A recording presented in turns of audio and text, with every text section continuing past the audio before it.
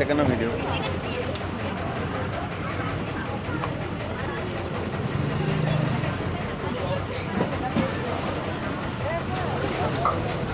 মইতো ইয়ালৈকে ভিডিঅ' পাইছোঁ।